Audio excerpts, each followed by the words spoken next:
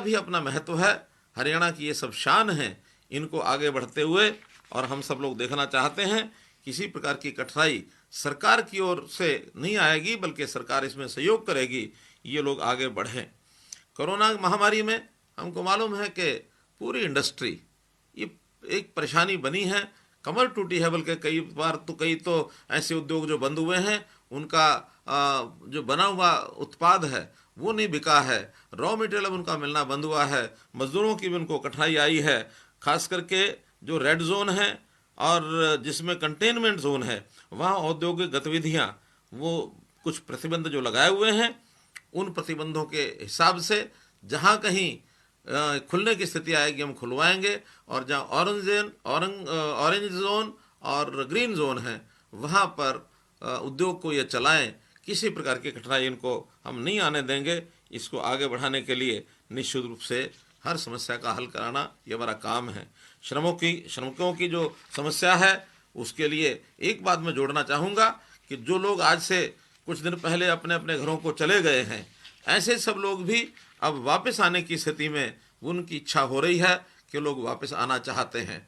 अभी मुझे समाचार मिला है कि लगभग 1,10,000 लोग जो बिहार से, उत्तर प्रदेश से, उन्होंने भी वापस आने की अपनी बुकिंग कराई है। हमारे ऐप के ऊपर उन्होंने अपलोड किया है कि हम वापस जाने के लिए तैयार हैं, और वो यहाँ आकर के हमारा उद्योग चाहे गुरुग्राम का है, फरीदाबाद का है, रेवाड़ी का है, यमुनानगर का है, उन उद्योगों में आकर के काम करने के लिए तैयार हैं।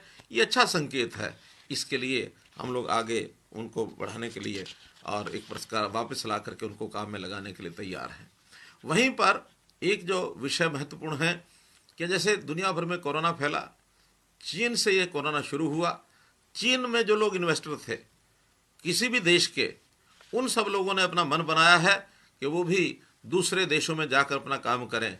हमारी जानकारी है कि लगभग 1,000 इन्वेस्टर ऐसा है जो चीन से इन्वेस्टमेंट को समाप्त करके दुनिया के दूसरे देशों में जाना चाहता है। इन लोगों के साथ हमारे संपर्क बने हुए हैं। हमने वीडियो कॉन्फ्रेंस के माध्यम से कुछ जो निवेश करता हैं उनसे बातचीत की है, और वो उन देशों में जैसे जापान है, अमेरिका है, कोरिया है, जर्मनी है, ऑस्ट्रेलिया और ताइवान, यहाँ के इन्वेस्टर सब चीन की बजाय और भारत में आना चाहते हैं। भारत में विभिन्न प्रदेशों में जाने की उनकी इच्छा हो सकती है, लेकिन हरियाणा में चूँकि हमने एक वातावरण अच्छा बनाया है, ईज ऑफ डूइंग बिजनेस का एक वातावरण यहाँ बना है, जहाँ दुनिया के सब देश इसमें कंपटीशन कर रहे हैं, वहाँ हरियाणा भारत में भी कंपटीशन कर रहा है कि हमने ईज ऑफ डूइंग बिजनेस में अपने देश को, अपने देश में जो हमारा 2014 में 16वां स्थान था उसको हमने सुधारा है, ठीक किया है, और अब हम तीसरे स्थान पर पायदान पर आकर खड़े हुए हैं। हमने देश के अंदर अपना स्थान अच्छा बनाया है। इसलिए जितना भी दुनिया का इन्वेस्टर है या अपने देश का इन्वेस्टर है वो हरियाणा में आना चाहता है और हरियाणा में आकर के निवेश करना चाहता है। हमने उनके लिए अपनी सब रास्ते बनाए हुए हैं, जो कठिनाइयाँ उनको दूर करने के लिए हमने सारी बातें उनसे जो की हैं। 60 कंपनियों ने हरियाणा में अपनी जो रुचि दिखाई है उनके लिए हम लोग तैयार हैं।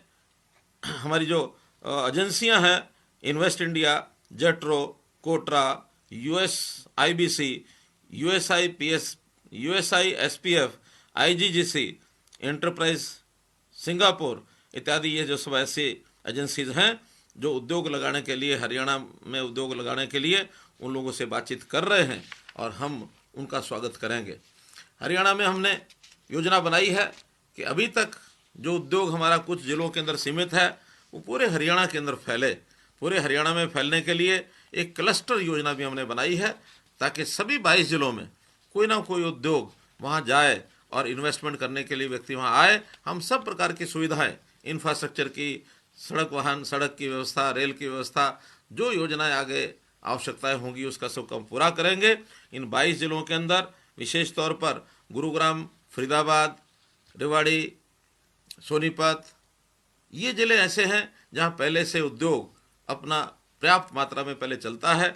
शेष जिलों में जैसा मानो सिरसा, यहाँ हमारे कृषि खाद्यान्न की अच्छी उत्पाद होता है, तो वहाँ फूड प्रोसेसिंग के यूनिट्स खाद्य और इस प्रकार के जो यूनिट्स हैं संस्करण के, और साथ ही टेक्सटाइल इंडस्ट्री, कपड़ा और वस्त्र, इसके लिए हम योजनाएं बनाएंगे कि ये क्लस्टर वहाँ पर खड़ा हो।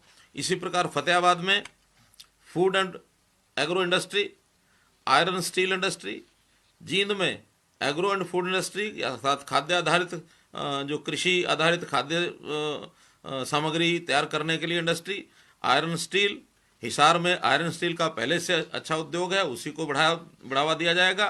भिवानी में खाद्य आधारित और टेक्सटाइल, क्योंकि भिवानी में टेक्सटाइल का पहले से उद्योग है, इसको और बढ़ावा दिया जाएगा। महेंद्रगढ़ में क्योंकि सरसों का वो क्षेत्र है, ऑयल मिल्स बहुत हैं, वहाँ ऑयल मिल्स को बढ़ाया जाएगा। ऑटो कंपोनेंट्स, इनको बढ़ाया जाएगा।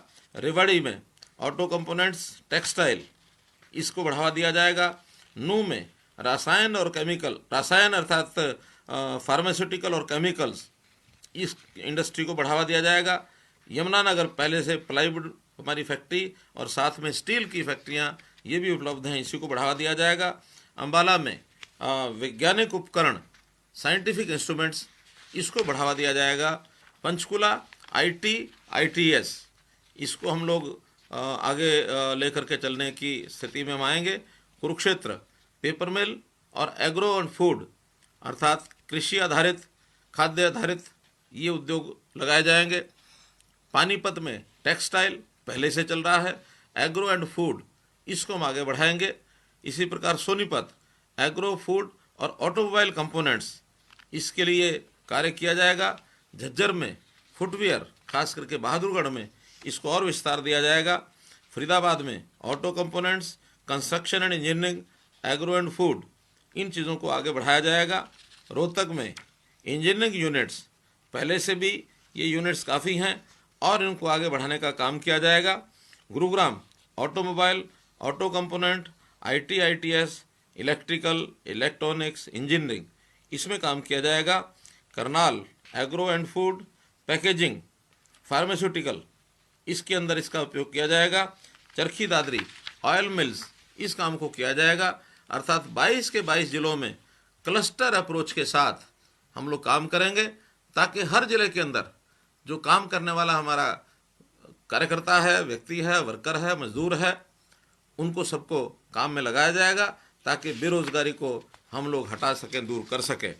इन कामों के लिए हमें अपने वर्कर को, अपने हरियाणा के नागरिक को उस योग्य बनाने के लिए स्किलिंग का काम, स्किल डेवलपमेंट का काम, इसको भी हम कराएंगे।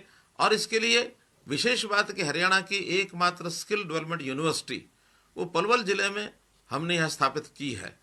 वहाँ हज़ारों लोगों को स्किलिंग का काम करा करके और विभिन्न प्रकार के उद्योगों में उनको काम मिले, जॉब मिले, इस काम प्रयत्न करेंगे।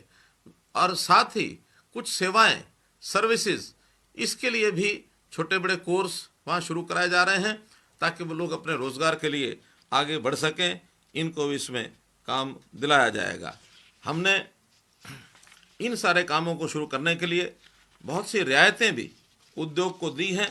इसका भी कुछ वर्णन मैं करना चाहूँगा कि ये रियायतें पावर डिपार्टमेंट अर्थात बिजली की रियायतें, जिसके अंदर उद्योग को अभी कोरोना के कारण से, कुछ मंदी के कारण से उनका उद्योग बंद रहा है, तो उनकी मांग भी है, हमने इसकी घोषणा की है कि उद्योग के जो फिक्स्ड चार्जेस हैं, जो उनके लिए स्थायी जो खर्च है, उसको कम करने के लिए ऐसे उद्योग जिनके बिल मार्च, अप्रैल और इसमें अब एक महीना आज से और जोड़ा जा रहा है वो मई, तो अब मार्च, अप्रैल और मई तीनों महीने में जिनका जनवरी और फरवरी के एवरेज बिल से आधा बिल आया है, आधे से कम आया है, ऐसे लोगों को जो इनका फिक्स चार्ज है उसमें 25% की एक वर्ष का छूट दी जाती है और बाकी 75% का जो खर्च है जुलाई से लेकर दिसंबर तक 6